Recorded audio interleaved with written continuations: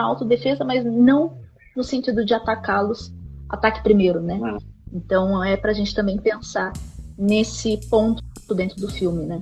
Não só nessa questão dos dois gêmeos, mas a participação dessas mulheres, a participação desse conhecimento aí prévio que ela tinha dessas culturas, desse mal que cercava aí.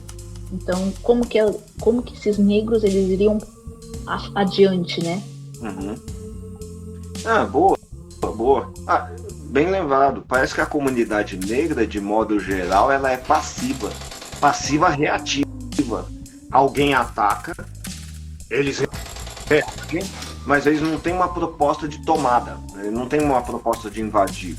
Tem uma proposta, parece que tem uma proposta de assimilar. Essa proposta de assimilar é estranha, né?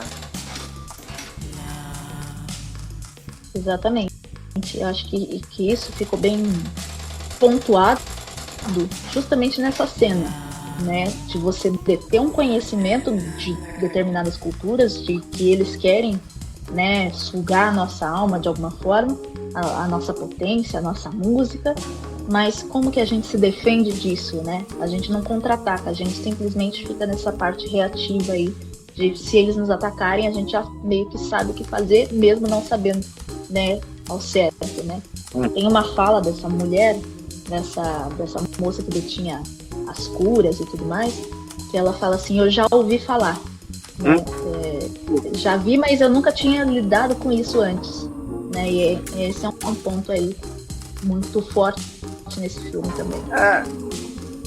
E ela que tem esses saberes ancestrais, tanto que ela dá aquele símbolo, aquele patuá para proteger um dos irmãos, e é isso que segura ele de morrer. Você vê que para morrer ele precisa tirar o negócio.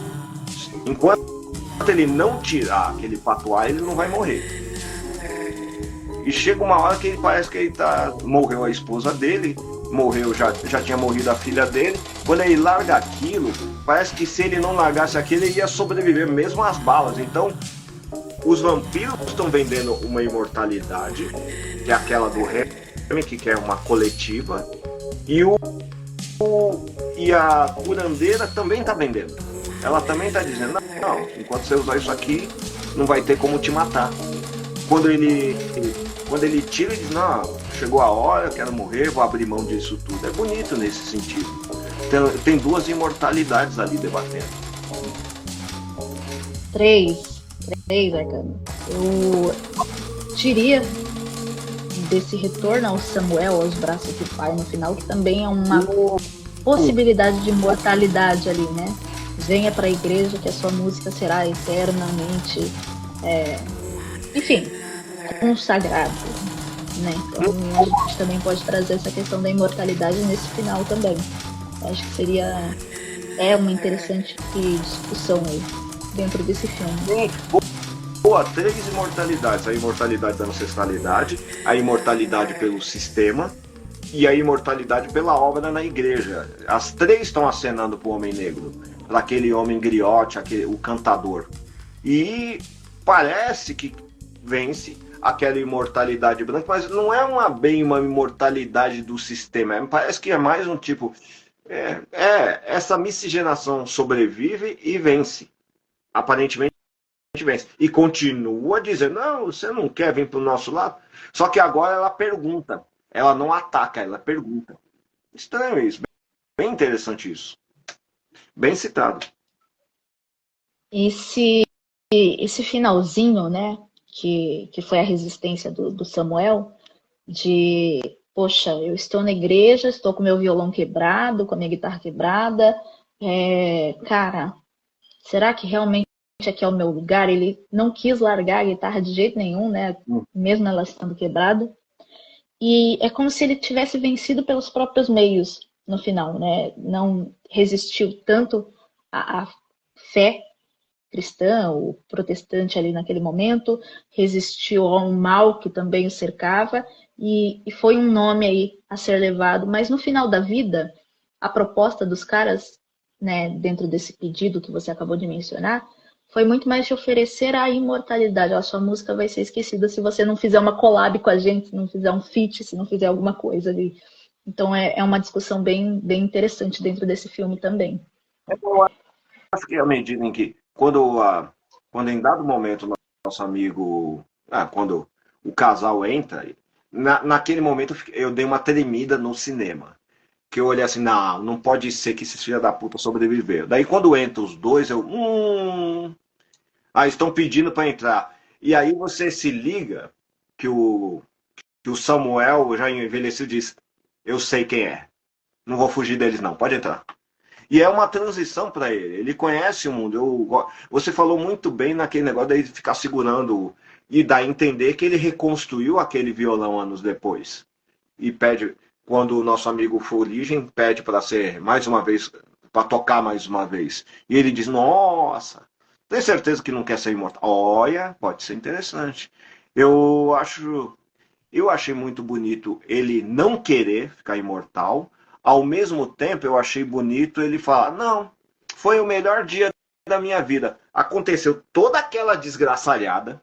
Ele quase morreu, cortaram ele, morreu gente. Mas não, eu continuo. Eu lembro que tem um conto budista que um cara perde o melhor amigo que entendia o que ele tocava. Ele tocava uma espécie de cítara, alguma coisa assim. E a amizade perdida, o nome disso, se não me engano, na China, é cordas cortadas. Cordas cortadas quer dizer que você perdeu a amizade. E aí, quando ele vai embora, me lembrou isso. Claro, não sei se tem uma. Mas eu fiquei pensando nisso. Aí aparece os caras de novo e diz: Oi! E você vê que no final o Fuligem aparece como? Ele aparece como rapper. Como se o rapper tivesse voltado e falado: Oi! E aí, Blues? Voltamos? Que tal a gente dar um rolê junto de novo? E meio tipo, não sei, não sei. Diz, não, acho que você tá aí certinho, mas não é para mim isso aí. Eu senti isso. Olha, podemos ser amigos mais uma vez? O rap teve um dado momento que ele meio rompeu com o blues, tinha seus motivos. Eu acho que quando o Fuligem chega ali, junto com a moça, e vai falar com o Samuel, tá dizendo, não, vamos voltar a andar junto. Mesmo que eu não te torne imortal, eu não quero ser seu inimigo. Mesmo porque o irmão dele, o Fumaça, disse, malandro, eu te libero, mas você não vai atrás do nosso primo. No fundo, ele mais ou menos quebra a palavra, mas vai atrás, dizendo, ó, irmão, a gente não pode ficar separado, a gente é família. O que você acha, mano? Eu acho muito válida essa reflexão. E eu queria fazer um outro contraponto, porque aquela mina que estava do lado do Fuligem, né, nesse retorno, ela não tinha cara de rapper, né? Pelo contrário, talvez uma musa pop, um atrelamento com pop ali para o rap conseguir se consagrar.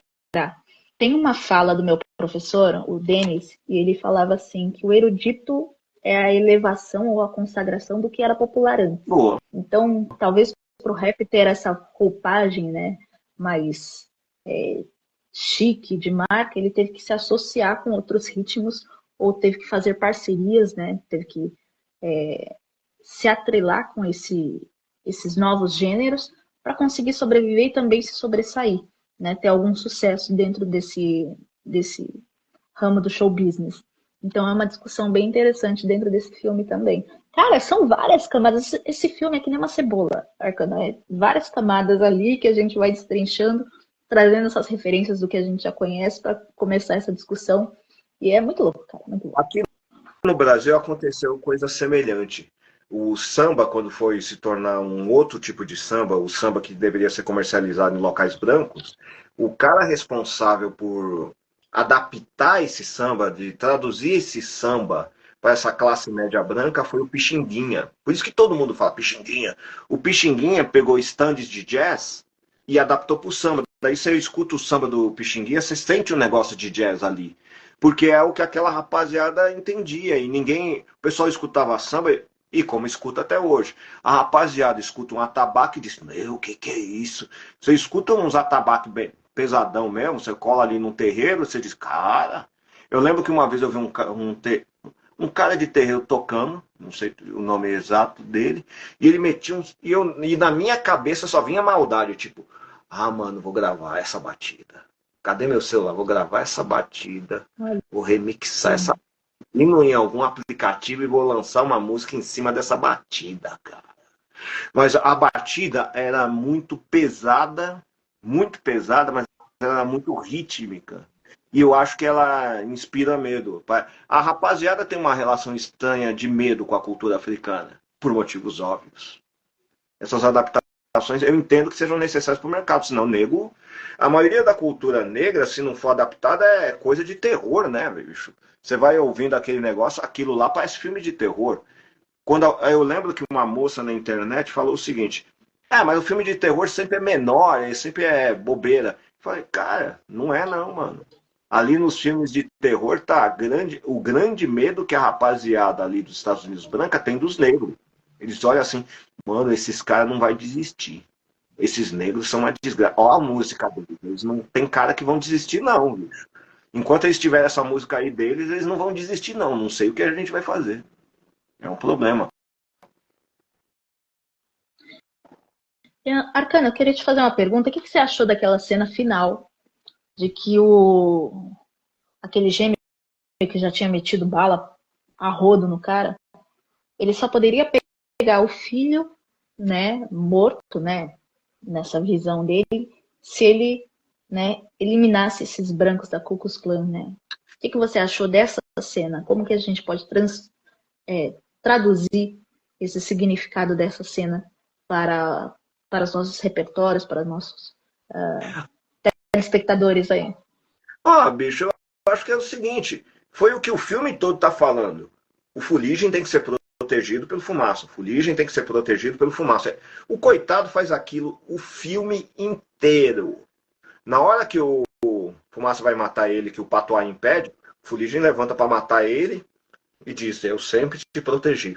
Aí o irmão, prestes a morrer, porque já tá meio lascado, diz, sempre protegeu. Ele tá aceitando a morte ali. Mas o Fumaça não aceita a morte do irmão. Para mim, ele vai matar a clã, não só porque a clã é um bando desgraçado, mas volta de novo o problema. O negro radical, a função dele é fazer aquele outro negro sobreviver. Porque ele não vai.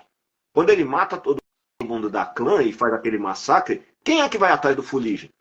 Ninguém tem. Depois da morte de todos aqueles caras, ninguém sabe que o Fuligem mais existe. Esse cara tá livre para fugir para outro local. Não sei como eles sobreviveram nesse tempo, se eles voltaram a roubar, se tinha herança, mas eu leio do seguinte: olha, eu tenho que minha função é manter meu irmão vivo. É só essa a minha função. Custo. E eu ganho minha família de volta.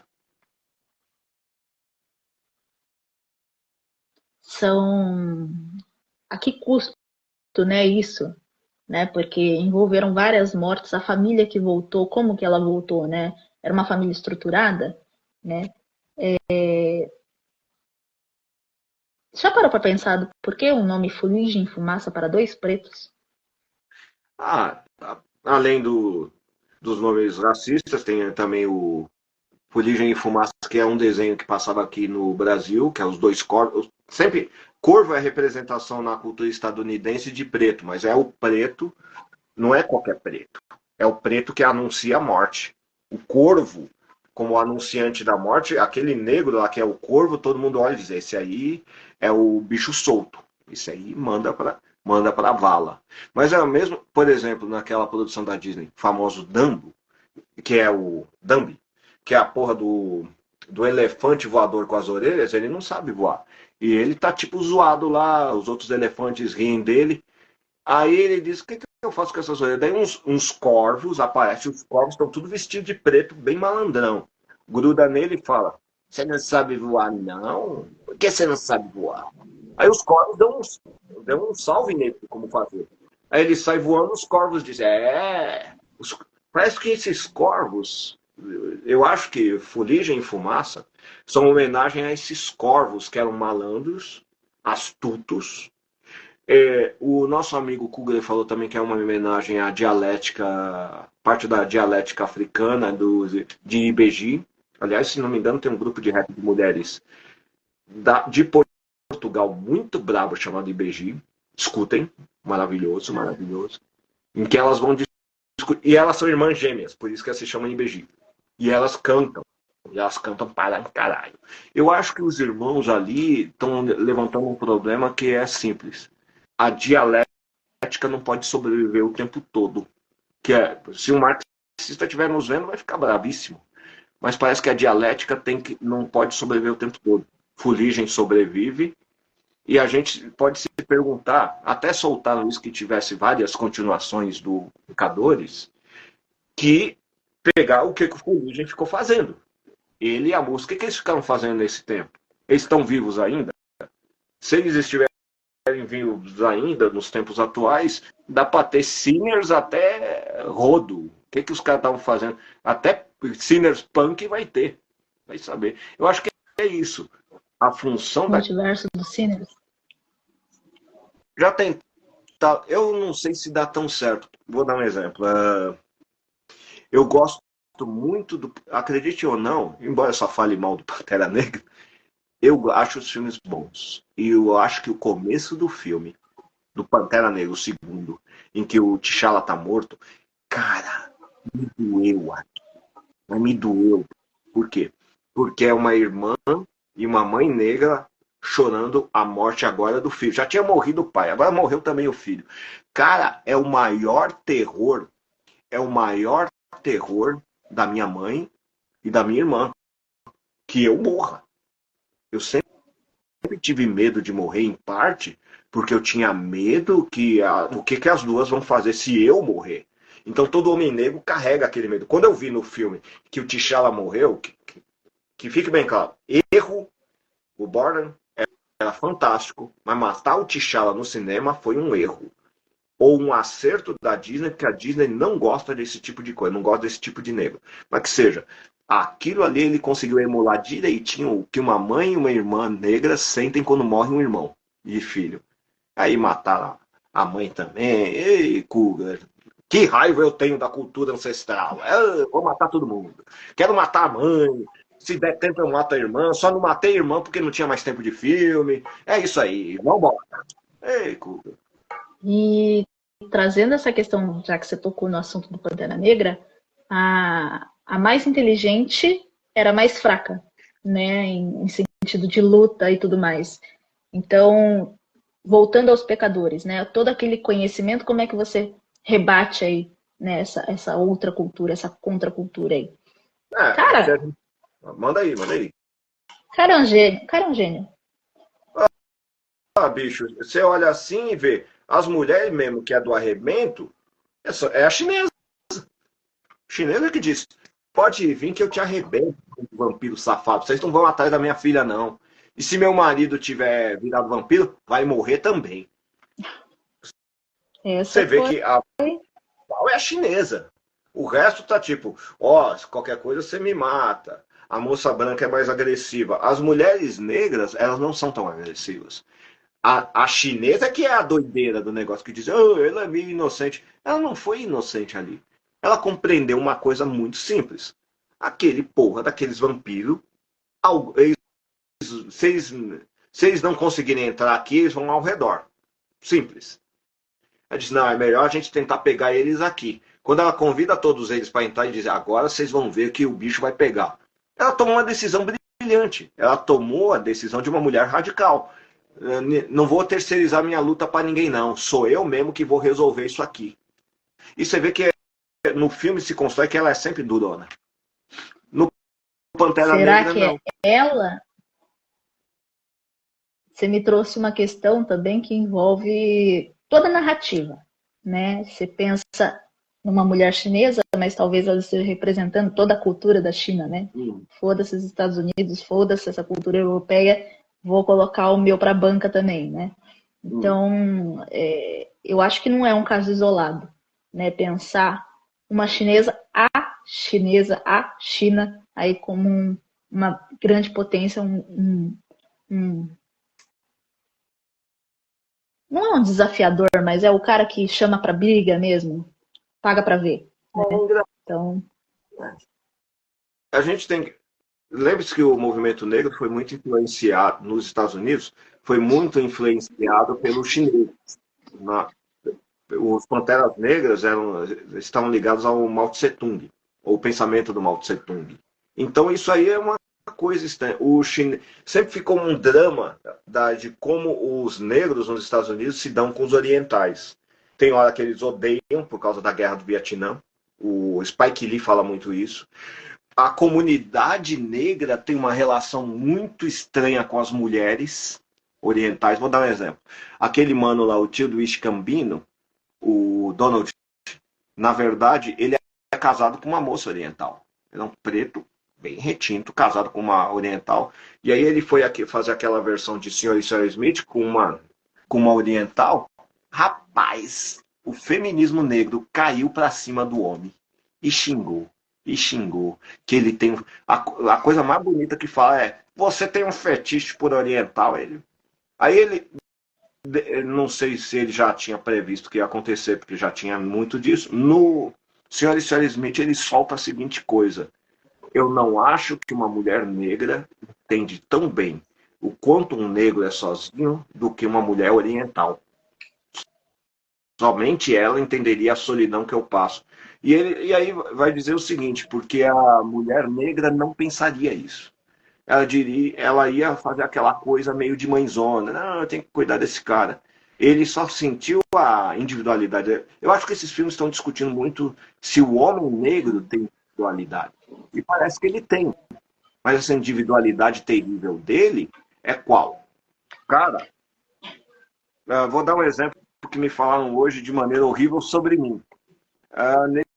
Nego olhou para mim, eu estava numa conversa, a pessoa disse: mano, já quase te mataram algumas vezes. Já. Cara, você é um sobrevivente, como é que você não morreu? Eu disse: olha, cara, meio complicado, mas cheguei a essa conclusão. Eu ando pensando muito isso. As periferias e mesmo o movimento negro não sabem o que fazer quando um negro fica velho. Você vê que eles vão parar tudo na rua. Então, o negro que sobrevive, que não entra para a prisão, não fica inútil porque virou cachaceiro ou virou noia. O que a comunidade faz com esse cara? Eu, por exemplo, como homem negro, eu padeço desse mal. Tem hora que eu olho para a sociedade fica: tá, o que eu faço com você? Nada, só me deixa aqui. Eu não sei. O que você está fazendo aí? Nada. Como assim nada?